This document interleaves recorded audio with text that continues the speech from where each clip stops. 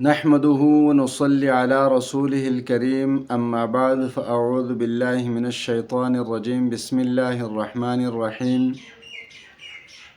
والفجر وليال عشر والشفع والوتر۔ میرے محترم بھائیوں اور دوستوں، مسلمان سب جانتے ہیں کہ آج سے ذی الحج کا مہینہ شروع ہو رہا ہے۔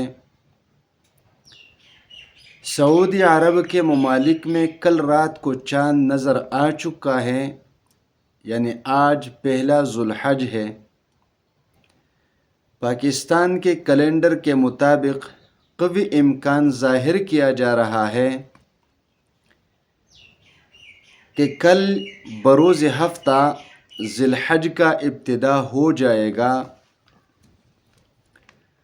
تو آج آپ کو قرآن اور حدیث کے روشنی میں بتایا جائے گا کہ ذی الحج کے پہلے 10 دنوں کی فضیلت کیا ہے۔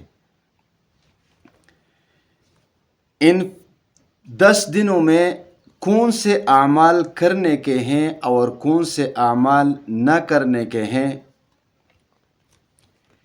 ان دنوں میں روزہ رکھنے کی کیا فضیلت ہے۔ ان دنوں میں تکبیرات کی کیا فضیلت ہے اور ہر ایک دن کی کیا فضیلت ہے اور ان 10 دنوں کی کیا فضیلت ہے، اور ان 10 دنوں میں قرآن کیا کہتا ہے اور ان 10 دنوں کی فضیلت کے بارے میں احادیث کیا کہتی ہے۔ تو سب سے پہلی بات، قرآن اس بارے میں کیا کہتا ہے۔ اللہ تبارک و تعالی ان 10 دنوں کی فضیلت کے بارے میں کیا فرماتا ہے۔ تو شروع میں جو آیت کریمہ میں نے تلاوت کی ہے، اللہ تبارک و تعالی پارہ عامہ سورۃ الفجر میں فرماتا ہے والفجر ولیال عشر والشفع والوتر۔ احادیث رسول صلی اللہ علیہ وسلم میں رسول اللہ صلی اللہ علیہ وآلہ وسلم فرماتے ہیں، سیدنا جابر رضی اللہ تعالی عنہ سے روایت ہے کہ رسول اللہ صلی اللہ علیہ وسلم نے فرمایا، افضل ایام الدنیا ایام العشر، یعنی دنیا کی افضل ایام ذی الحج کی ابتدائی 10 دن ہے۔ یہ تو قرآن اور حدیث سے ثابت ہوا کہ ذی الحج کے پہلے 10 دن دنیا کے افضل ایام میں سب سے افضل ترین ایام ہے۔ یہ تو ان دنوں کی فضیلت ہوئی قرآن اور حدیث کی روشنی میں۔ اس کے علاوہ ان 10 دنوں میں اعمال کی کیا فضیلت ہے، اعمال کی، تو اس بارے میں حضرت عبداللہ بن عباس رضی اللہ تعالی عنہ نے فرمایا، مل عمل فی ایام افضل منها فی هذه قالوا ولا الجهاد قال ولا الجهاد الا رجل خرج يخاطر بنفسه وماله فلم يرجع بشيء۔ اس حدیث سے یہ ثابت ہوتا ہے کہ رسول اللہ صلی اللہ علیہ وآلہ وسلم نے یہ فرمایا کہ ان 10 دنوں میں کسی اور عمل کو فضیلت حاصل نہیں، یعنی ان 10 دنوں میں جو اعمال کیے جاتے ہیں ان اعمال کو فضیلت حاصل ہے تمام اعمال سے زیادہ۔ تو صحابہ کرام نے پوچھا، یا رسول اللہ، یعنی قالوا ولا الجہاد، جہاد کو بھی فضیلت حاصل نہیں؟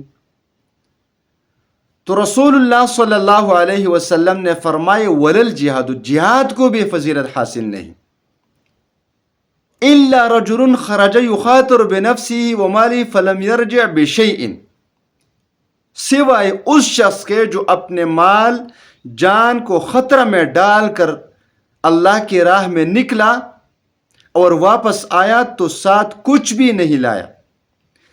جہاد کے لیے نکلے، جہاد کے لیے اور اپنے جان کو اور اپنی مال کو خطرے میں ڈالے اور پھر واپس آئے تو کچھ بھی نہ لائے، مطلب یہ ہوا کہ وہ شہید ہو جائے۔ تو جب کوئی اللہ کے راستے میں نکلے اور شہید ہو جائے تو اس کی فضیلت کا تو کیا کہنے۔ اس کے علاوہ ان دنوں میں سب سے زیادہ فضیلت والے اعمال وہ اعمال ہیں جو ان 10 دنوں میں کیا جاتے ہیں۔ اس کے علاوہ عرفہ کی فضیلت کیا ہے؟ یوم عرفہ جو عید سے ایک دن پہلے 9 ذی الحجہ، اس کو یوم عرفہ کہتے ہیں۔ اس کو کیا فضیلت حاصل ہے؟ تو اس دن کے بارے میں حضرت عائشہ صدیقہ رضی اللہ تعالی عنہا فرماتی ہے کہ رسول اللہ صلی اللہ علیہ وسلم نے فرمایا کہ اللہ عز و جل عرفہ کے دن سے زیادہ کسی اور دن بندوں کو آگ سے آزاد نہیں کرتا۔ اللہ عز و جل بندوں سے قریب ہوتا ہے، پھر اور قریب ہوتا ہے۔ ان کی وجہ سے فرشتوں کے سامنے اظہار فخر فرماتا ہے اور فرماتا ہے کہ میرے یہ بندے کیا چاہتے ہیں۔ تو یہ عرفہ کے دن کی فضیلت ہے کہ سب سے زیادہ اللہ تبارک و تعالی لوگوں کو آگ سے آزاد کرتا ہے عرفہ کے دن، اور اسی دن اللہ تبارک و تعالی لوگوں کے قریب سے قریب تر ہوتا ہے اور فخر محسوس کرتا ہے فرشتوں کے سامنے اور فرماتے ہیں کہ بتاؤ یہ لوگ کیا چاہتے ہیں۔ پھر عرفہ کے دن اور ذی الحج کے باقی دنوں کے دن کے روزوں کی فضیلت کیا ہے؟ تو اس بارے میں ابو قتادہ رضی اللہ تعالی عنہ سے روایت ہے کہ رسول اللہ صلی اللہ علیہ وسلم نے فرمایا، عرفہ کے دن روزہ رکھنے کی وجہ سے میں اللہ سے امید رکھتا ہوں کہ وہ اس پچھلے سال کی اور آئندہ سال بھر کی گناہ معاف فرما دے گا۔ تو مطلب یہ ہوا کہ عرفہ کے دن کی روزہ بالخصوص جتنے آپ اس میں روزے رکھ سکتے ہیں، 1 2 3 4 9 روزے رکھ سکتے ہیں، جتنے رکھ سکتے ہیں۔ عائشہ صدیقہ رضی اللہ تعالیٰ عنہ فرماتی ہے کہ رسول اللہ صلی اللہ علیہ وسلم ذی الحج کے پہلے 9 روزے رکھتے تھے رسول اللہ صلی اللہ علیہ وسلم۔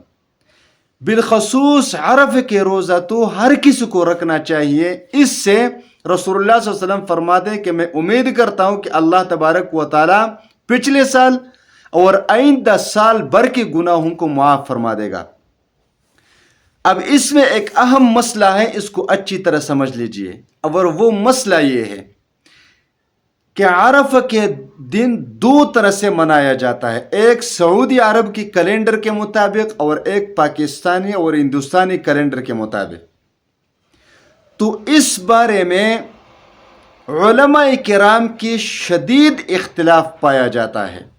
کوئی کہتا ہے سعودی عرب کے ساتھ رکھیں، کوئی کہتے اپنے ملک کے کیلنڈر کے مطابق رکھیں، لیکن اس شدید اختلاف سے بچنے کے لیے میری رائے ہے کہ 2 روزے رکھے جائیں۔